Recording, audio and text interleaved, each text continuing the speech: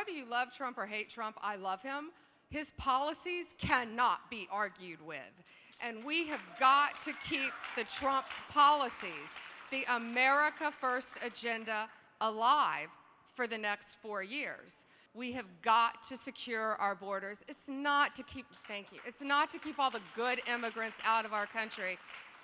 And I rarely share personal phone calls with the president and meetings, but the one that I've talked about publicly is it was a Saturday morning, it was early, John will remember this, and the president called me one morning, and it was right when they opened the floodgates to our borders. And President Trump, we usually talk in the evenings, and he called me it was early in the morning, and he called me, and he said, Pam, look at that, look at those caravans coming in. You know what he cared about?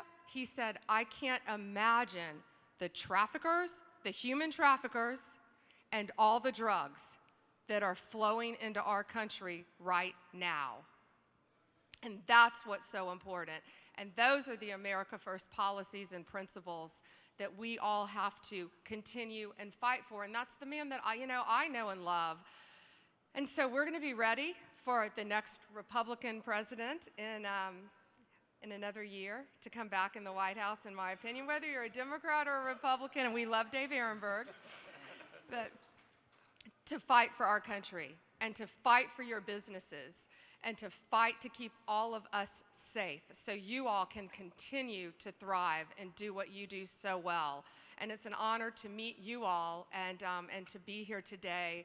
And now I think, Dave, do you have some words of wisdom and talk a little bit about, Dave was a champion in the field of combating not only that, but fentanyl in our country, which is a huge problem, which of course is manufactured in China, going to Mexico and coming across our border right now. And that's a huge problem in our country right now. Yeah, and thank you, General, and we can remain such good friends despite our political differences, and I think that's important in our country these days. We don't talk to each other enough. Let's talk about something that we totally agree with. Fentanyl is evil. It is the opioid epidemic is a fentanyl epidemic. In fact, in Palm Beach County, about 92% of opioid overdose deaths involve fentanyl. So we're talking about a drug that is manufactured in China, largely, and then it gets to Mexico, and then it comes up through the southern border, but not through the individuals, it's through the cars that go through the actual border crossings, and that's where it's smuggled in. The problem these days is that it is so easy to make, and it's so potent that just a little bit can kill, like 2 milligrams is all it takes to kill someone with fentanyl. And so we're talking about thousands of deaths that could happen when you get up to 4 grams. 4 grams is where the mandatory minimum prison sentence starts in Florida. And when we passed that, remember that it passed by 1 vote in the Senate, and we were outraged, like, come on. And people were scared because mandatory minimums is like a nasty word for a lot of people. But when you're talking about fentanyl, you're talking about 4 grams, which is a weapon of mass destruction.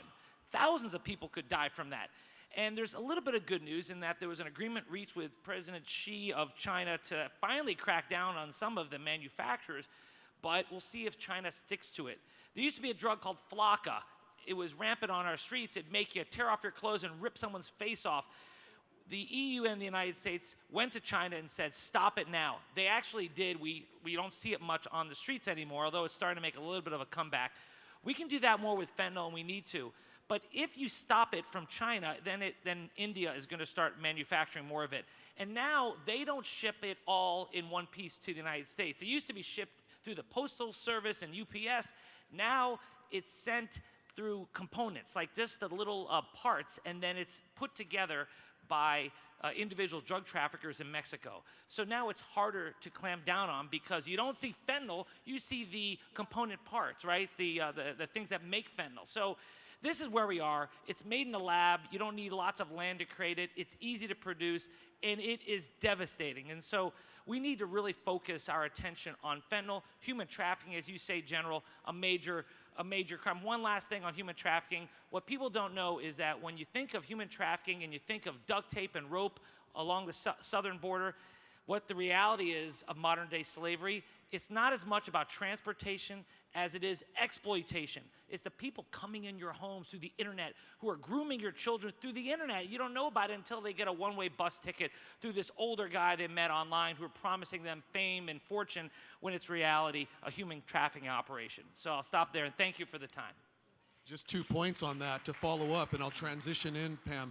And David's exactly right. Just to put it in context, we lose more lives to overdose deaths, American lives, every year than we lost during the entire Vietnam War conflict. To put it in context, and if you think about over the last 10 or 20 years of this epidemic, it is unbelievable. The potency of fentanyl, 100 times more than morphine, carfentanil, 100 times more than that, 10,000 times more. And so as David said, when my special agents go in with our DEA special agents, they're in hazmat suits because even a tiny speck of that on their skin is lethal. That is how dangerous this is. This is what our children in colleges and universities are taking because they're thinking of taking a Xanax or they think they're taking something else laced with fentanyl. It's a recipe for death and disaster. Thank goodness we have warriors like David and others in a very bipartisan way fighting together. Pam and I were together, Pam, you remember this, when President Trump declared the opioid crisis a national public health crisis at the White House. And when I gave my Republican National Convention speech, which you helped me with, we focused on fighting opioids, fighting human trafficking, and mental health resources. The number 988, which most people don't even realize, this is the analog to 911. 911 is for physical emergencies. 988 is now, it's a federal law. President Trump signed into law that requires that each state put the millions and hundreds of millions of dollars of resources behind emergencies and crises that have to do with mental behavioral health, including suicide ideation, depression, and many more. These are all nonpartisan issues, not just bipartisan. There's no partisan. These are not Democrat or Republican issues. These are human issues. They're American issues. And that's why we love being able to fight together. And thankfully, you know, I'll say this, Pam, President Trump did more for fighting human trafficking, opioids, and pushing forward resources for mental health than any administration that I'm aware of in the recent past. And keep up the great work there.